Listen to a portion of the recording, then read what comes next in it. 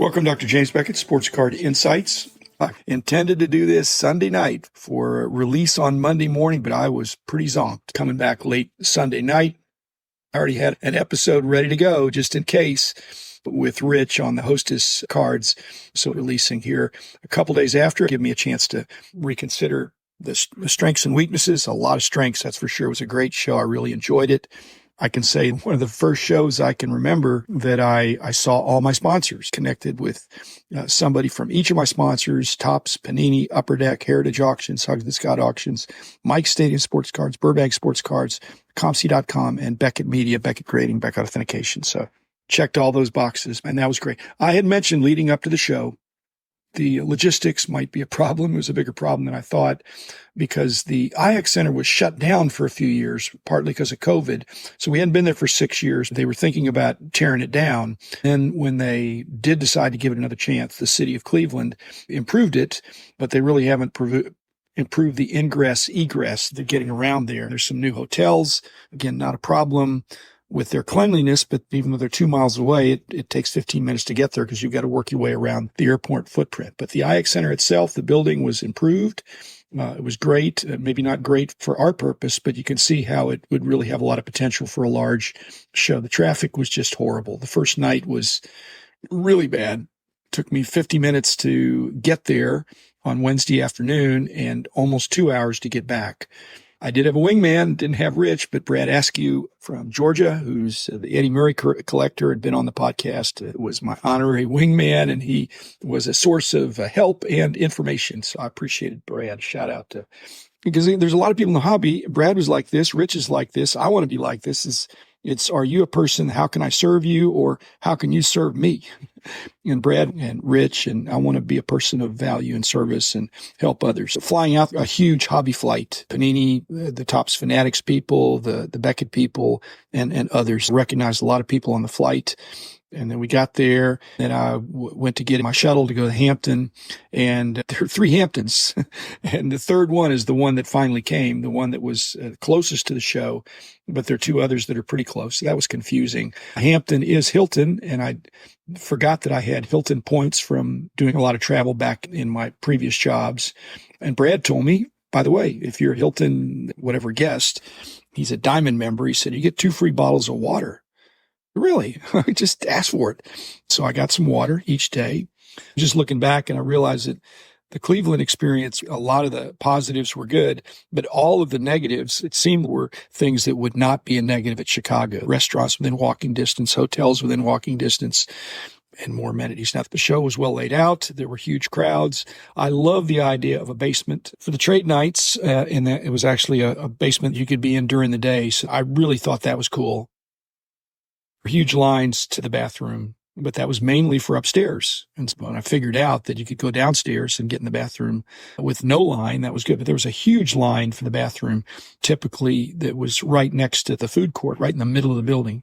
When I got there, I got fixed up with my badge. That's always a little tricky how I'm going to get my badge. I still have some privileges with Beckett BGS. So thanks to the Beckett regime for fixing me up, and Ed Hirsch, who's still working the national stuff, has been a long time person of service to the national and a dealer's wife. I did a tribute to her husband and son and a longtime friend. So she fixed me up with my corporate badge.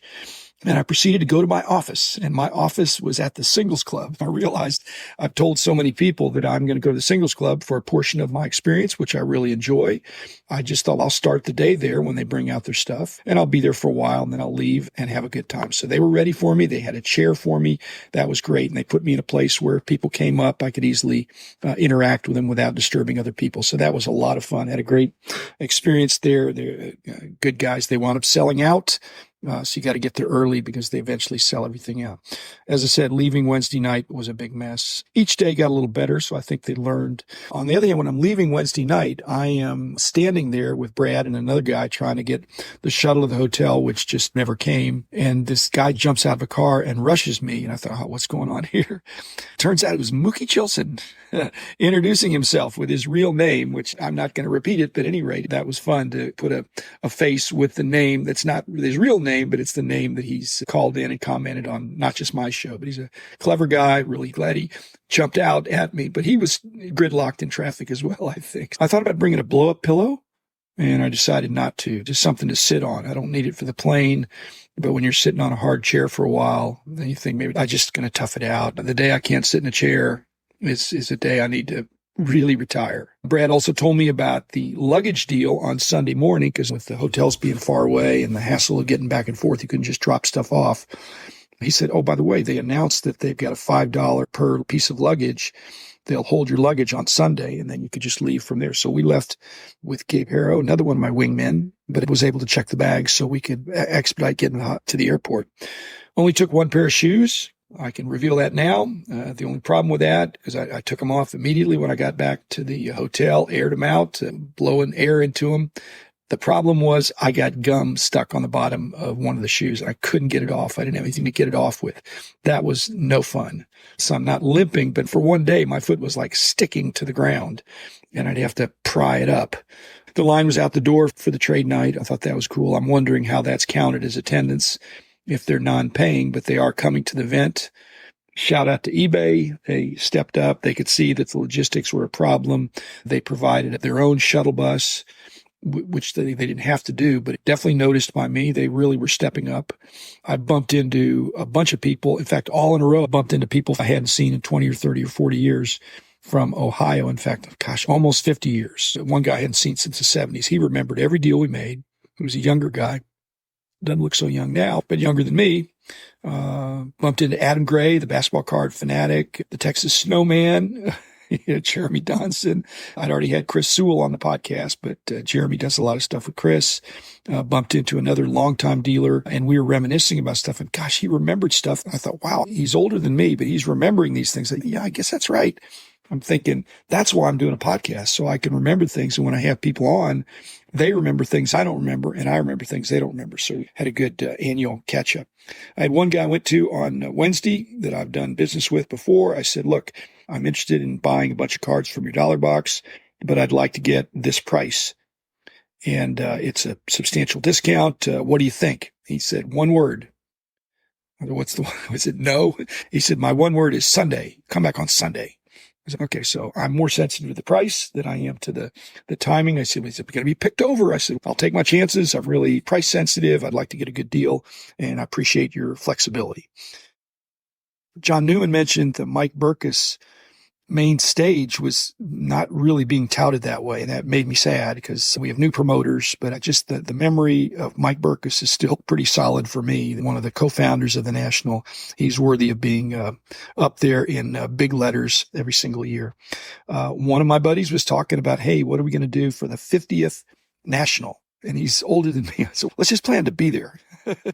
Acoustics, I love music, but I like to go to a music venue to hear music. And in a card venue, I like to just concentrate on the cards. But wasn't a lot of music that was distracting, not a lot of announcements that were distracting. There were some pack wars, some breaking action, some whatnot, whatever. But generally, you could go to places where it was okay. I have one dealer that I really like that I've been to many years, but the last couple of years I haven't. And I went up to him and I said, let me just explain that I loved buying from you when you were disorganized, but when you missed the Atlantic City National and you used that time to organize your inventory, you organized yourself out of me being your customer because I require a treasure hunt. And when you got so organized, you have all your inserts over here, you had things sorted, you're able to get a higher price, but it's a different clientele. So he's done great. I explained no hard feelings, but I'm looking for a treasure hunt and I don't have specific wants. When I'm sitting at these dollar box tables, because I have stood for a while, but if you're going to be there for a while and I have good endurance, I'm going to try to sit. So I try to get a chair, and they'll usually get me a chair because they know I'm going to spend money. I've had a choice in years past of sitting on the dealer side or sitting on the consumer side. And if I sit on the dealer side, I get a lot of questions of, hey, how much are these cards? I said, they're $1.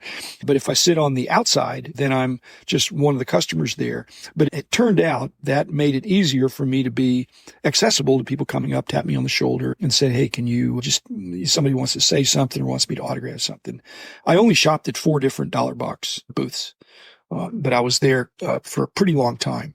I was not dying for a sandwich. You had to stand in line for an hour to get a burger or even a slice of pizza, it seems. I thought I brought some energy bars. This is an endurance test. Every year, I get to put more faces with names. I'm mainly a podcast guy, not as much a YouTube person. So I hear voices and I know the names, but I don't necessarily always know what the person looks like. So that was great to put some faces with some names. The IX Center, I don't know that we're going to go back there. It'd be an ideal place for any kind of a trade show, maybe a B2B trade show, a car show, a boat show, an airplane show, anything where you got bigger items with less people. But this is the opposite. You've got smaller items with more people, a huge crowd of consumers. Even though the room, I thought it was about twice as big as 6 years ago. Maybe it wasn't, but it sure seemed like to me they busted out into that other area. Okay, so coming back, I was in boarding group 2, which just means you get on earlier than some people. It's a huge deal if you're carrying on cards. And I was carrying on cards in my backpack and in my carry-on roller. And I did what I usually don't do. I took the last flight of the evening, so you have no flexibility. You got to make that flight or you're in trouble. But I was in good company. Again, a huge number of hobby people were on that flight. So I had some nice visits before, during, and after. My luggage technique, I didn't really publicize this that much, but usually when I go to a show, I take my backpack that I can fill with stuff that's pretty adaptable and a small roller that'll fit in the carry-on.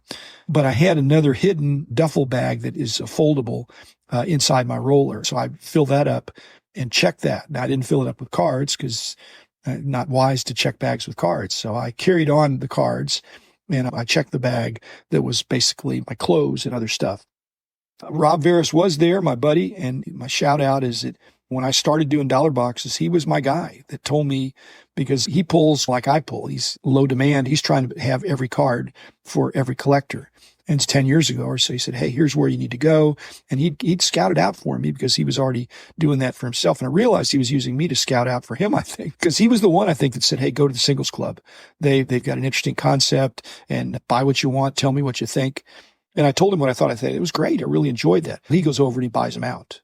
Not just because of me, but he just bought them out because I said, yes, they've got the kind of stuff that I picked out and that you would like, because Rob is long tail like me. Now, Ryan, his son, it's not what he would do, but it's what Rob would do. So my dollar box strategy, I'm panning for gold. If you ever do fly fishing, you find a good spot and then you stay there until it's played out. And I realize I'm going to get the best quantity discount for maximum volume, but that requires endurance. I've got the endurance, but I am feeling my age. I was really tired coming back.